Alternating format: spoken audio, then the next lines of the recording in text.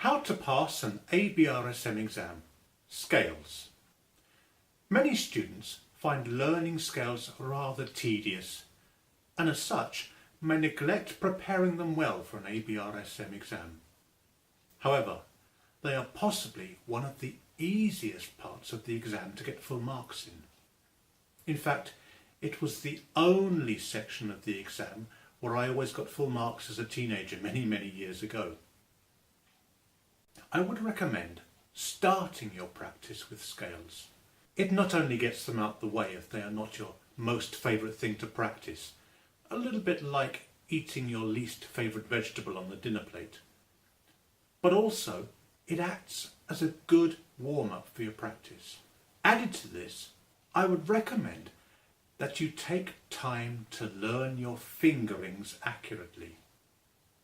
In order to place scales securely, you need to develop muscle memory so that your fingers automatically know where they're going. Muscle memory is only developed by repeating the same action over and over again, and this in turn can only be achieved if you use the same finger pattern over and over again. By the time you get to the higher grades, the scales will be going so fast that you need to be on autopilot. You won't have time to think. There should be a suggested video card appearing now where you can check out the suggested speeds for different grades. Next, I would recommend that you think of scales in groups of 4. This is how they are written out in the ABRSM scale books, and by doing so, it will help you develop an even tone.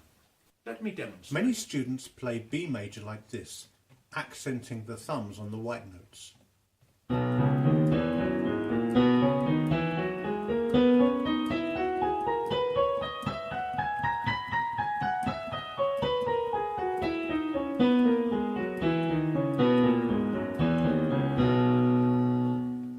This is not very musical. Instead, you should try and have an even tone. Now, if you think of the scales in groups of 4, then you will have an accent on a different note in each octave. For example, 1, 2, 3, 4, 1, 2, 3, 4, 1, 2, 3, 4, 1, 2, 3, 4, 1, 2, 3, 4, 1, 2, 3, 4, 1, 2, 3, 4, 1. Okay, did you notice in the first octave it was on B, 2, 3, 4, 1, F sharp, 2, 3, 4, C sharp, 2, 3, 4, G sharp, I'm running out of fingers, 2, 3, 4, D sharp. It's a different note every time that gets the accent, and this gets you out of the habit of putting the accents always on the wrong note. Then, when you play it fast, it should be nice and even. This is a grade 8 speed, for example.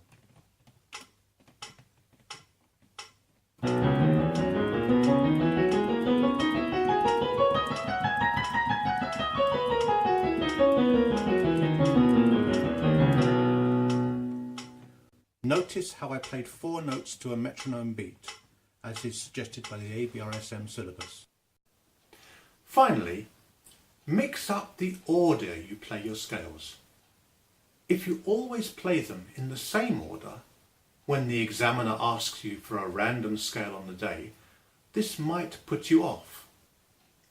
With this in mind, I often suggest to my students to make scale cards, that is, little pieces of card with the names of each of the required scales written on them.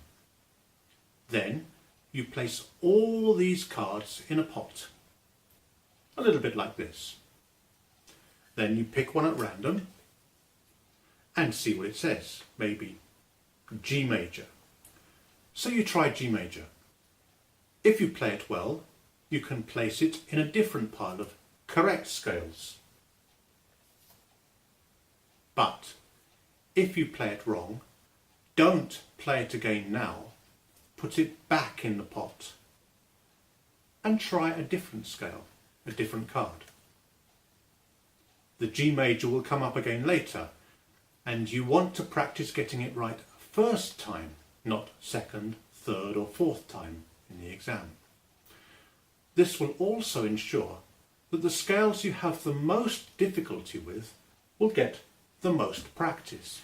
Continue like this until the entire pot has been transferred to the correct scales pile. And then, the next day, start again. Also, one final thing, don't forget to practice them hands separately. Even if you're on a higher grade, you may be surprised to know how many of my students can play very well a scale hands together. But if I ask them to do a single hand, it completely confuses them. Be prepared for this in the exam. I hope you found this video useful, and by putting into practice some of the suggestions I have made, you too can get full marks in the scales section of an ABRSM exam. Thank you for listening.